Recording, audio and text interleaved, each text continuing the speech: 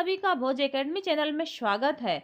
तो आज हम अध्ययन करने वाले हैं क्लास 9th के सामाजिक विज्ञान विषय में भूगोल का अध्याय 6, जिस आपको यह तीसरा पार्ट डाल रहे हैं। इससे पहले 2 पार्ट डाले जा चुके हैं। तो इस पार्ट में हम लिंगानुपात और साक्षरता और स्वास्थ्य के बारे में आपको अध्ययन करवाएंगे। आने वाले वीडियो में हम इसके प्रश्न उत्तरों के बारे में अध्ययन करवाएंगे। तो लगातार वीडियो प्राप्त करने के लिए आप इस चैनल को सब्सक्राइब करें और बेल आइकन दबाएं, ताकि जितने भी वीडियो डाले जाए उसकी नोटिफिकेशन आप तक तुरंत पहुंच जाए। तो अब देखिए, हम देखते हैं लिंगानुपात। प्रति 1000 पुरुषों पर महिलाओं की संख्या को लिंगानुपात कहा जाता है। तो लिंगानुपात किसे कहते हैं आपको नोट करना। यह जानकारी किसी दिए गए समय में समाज से पुरुषों और महिलाओं के बीच समानता की सीमा मापने के लिए एक महत्वपूर्ण है। देश में लिंगानुपात प्रायः महिलाओं के पक्ष में नहीं होता। ऐसा क्यों होता है, इसका पता लगाइए। तो 1951 से 1911 के बीच का लिंगानुपात देखिए। तो ये आपको ये सारणी दी हुई है, उसमें दिया हुआ है। जैसे कि 1951, तो 1951 में प्रति 1000 पुरुष पर, मतलब 1000 पुरुष पर 946 महिलाएं थी। और 1961 में प्रति 1000 पुरुष पर 941 महिलाएं थी। उसी प्रकार 1971, तो 1971 में प्रति 1000 पुरुषों पर 930 महिलाएं थी। 1981 में प्रति 1000 पुरुष पर 934 महिलाएं थी। उससे तो 1991 में प्रति 1000 पुरुष पर 929 महिलाएं और 2001 में प्रति 1000 पुरुषों पर 933 महिलाएं और 2011 में 2011 में प्रति 1000 पुरुष पर 943 महिलाएं हैं। तो वर्तमान का लिंगानुपात कितना है, तो 943। ये लिंगानुपात कहलाता है, मतलब 1000 पुरुषों पर महिलाओं की संख्या को लिंगानुपात कहा जाता है। उसी प्रकार हम ये जानेंगे कि केरल में प्रति 1000 पुरुषों पर महिलाओं की संख्या 1084 और पांडिचेरी में प्रति 1000 पुरुषों पर 138 महिलाएं हैं। तो यदि पूछा गया प्रश्नों में कि सबसे अधिक लिंगानुपात वाला राज्य कौन सा है, तो वो है केरल। और केंद्र शासित प्रदेश तो पांडिचेरी। और दिल्ली में प्रति 1000 पुरुषों पर महिलाओं की संख्या है 666 और हरियाणा में प्रति 1000 पुरुषों पर महिलाओं की संख्या है 677। तो यदि केंद्र शासित प्रदेश में सबसे कम लिंगानुपात वाला जो केंद्र शासित प्रदेश कौन सा है, तो वो दिल्ली है और राज्य में हरियाणा आएगा।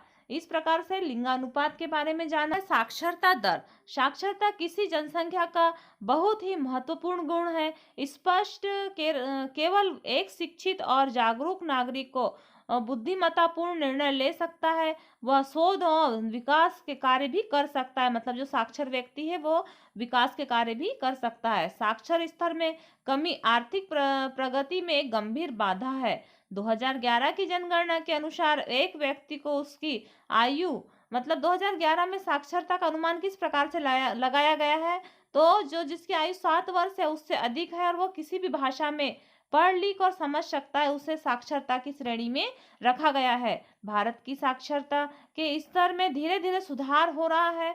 2011 की जनगणना के अनुसार देश की साक्षरता 73% है और इसमें पुरुषों की साक्षरता दर 80.9% और महिलाओं की साक्षरता दर 64.6% है। तो भारत की कुल साक्षरता दर कितनी है, तो 73% और पुरुष साक्षरता 80.9% और महिला साक्षरता 64.6%। उसी प्रकार से देखते हैं व्यवसायिक संरचना। तो व्यवसायिक संरचना में आता है आर्थिक रूप से क्रियाशील जनसंख्या का प्रतिशत विकास का एक महत्वपूर्ण सूचक होता है और विभिन्न प्रकार के व्यवसायों के अनुसार किए गए जनसंख्या के वितरण को व्यवसायिक संरचना कहा जाता है। तो व्यवसायिक संरचना किसे कहा जाता है, तो देखिए कि विभिन्न प्रकार के व्यवसायों के अनुसार किए गए जनसंख्या के वितरण को व्यवसायिक संरचना कहा जाता है। किसी भी देश में विभिन्न व्यवसायों को करने वाले भिन्न भिन्न लोग होते हैं और व्यवसायों को सामान्यतः प्राथमिक, द्वितीयक एवं तृतीयक श्रेणी के अंतर्गत रखा गया है।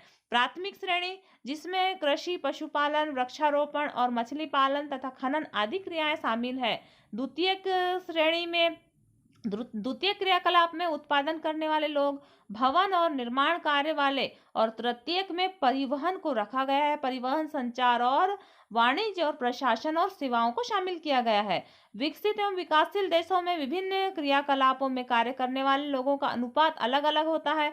विकसित देशों में द्वितीयक और तृतीयक क्रियाकलापों में कार्य करने वाले लोगों की संख्या का अनुपात अधिक होता है, और विकासशील देशों में प्राथमिक क्रियाकलापों में कार्यरत लोगों का अनुपात अधिक होता है।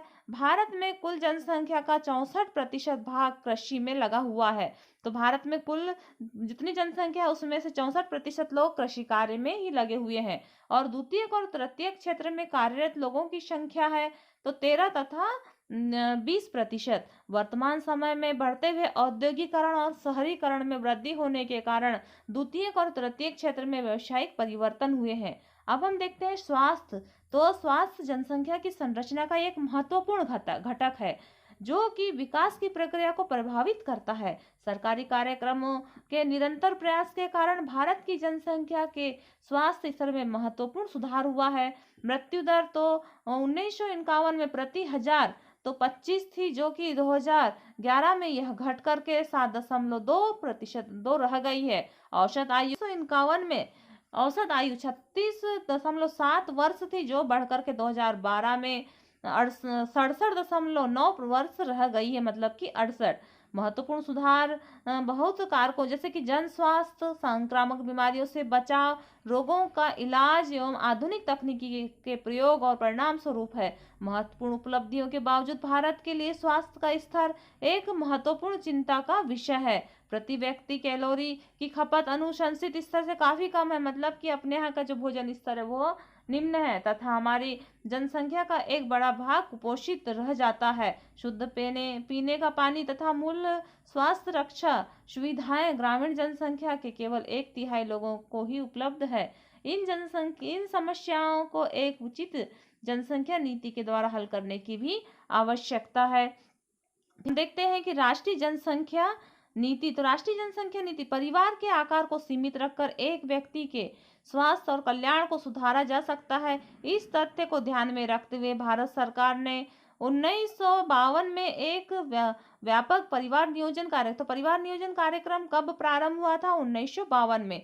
परिवार कल्याण कार्यक्रम जिम्मेदार तथा सुनियोजित पितृत्व को बढ़ावा देता है। राष्ट्रीय जनसंख्या नीति 2000 कई वर्षों को नियोजित प्रयासों का परिणाम है, और राष्ट्रीय जनसंख्या नीति 2014 वर्ष से कम आयु के बच्चों को निःशुल्क शिक्षा प्रदान करने, शिशु मृत्यु दर को प्रति हजार में 30 से कम करने और व्यापक स्तर पर टीकारोधी बीमारियों से बच्चों को छुटकारा दिलाना, और लड़कियों की शादी की उम्र को बढ़ाने के लिए प्रोत्साहित करने और परिवार नियोजन को एक जन केंद्रित कार्यक्रम बनाने के लिए किया गया है। तो यह राष्ट्रीय जनसंख्या नीति के अंतर्गत आता है। अब राष्ट्रीय जनसंख्या नीति 2000 का क्या उद्देश्य है? तो राष्ट्रीय जनसंख्या नीति 2000 ने किशोर किशोरियों की पहचान जनसंख्या के उस प्रमुख भाग के रूप में की है जिस पर बहुत ध्यान देने की आवश्यकता है। पौष्टिक आवश्यकताओं के अतिरिक्त इन नीति में अवांछनीय गर्भधारण और यौन संबंधों से प्रसारित बीमारियों से किशोर किशोरियों को की संरक्षण जैसे अन्य महत्वपूर्ण आवश्यकताओं पर भी जोर दिया गया है। इसके द्वारा ऐसे कार्यक्रम चलाए गए हैं जिनका उद्देश्य देर से विवाह और देर से संतान उत्पत्ति को प्रोत्साहित करना, किशोर किशोरियों को असुरक्षित यौन संबंधों के कुप्रभावों के बारे में शिक्षित करना, गर्भ निरोधक सेवाओं को पहुंच और खरीद के भीतर बनाना, और सेवाएं, खाद्य संपूरक और पौष्टिक सेवाएं उपलब्ध कराना, और बाल विवाह को रोकने के कानूनों को सुदृढ़ करना सब, और किसी भी राष्ट्र के लिए यहाँ के लोग बहुमूल्य संसाधन होते हैं। एक शिक्षित और स्वस्थ जनसंख्या की कार्य क्षमता शक्ति प्रदान करना। तो मतलब स्वास्थ्य और शिक्षा के ऊपर अत्यधिक मात्रा में बल दिया जा रहा है, ताकि व्यक्ति शिक्षित होगा तो देश का और राष्ट्र का अत्यधिक मात्रा में विकास होगा, और स्वस्थ व्यक्ति ही सब कुछ कर सकता है। तो इस प्रकार से हमने जनसंख्या और स्वास्थ्य के बारे में जाना। अब हम आने वाले वीडियो में इसके क्वेश्चन आंसरों के बारे में जानेंगे। तो लगातार वीडियो को प्राप्त कीजिए और आप इस चैनल को सब्सक्राइब करें और वीडियो को लाइक करें और वीडियो को अंत तक देखें। धन्यवाद।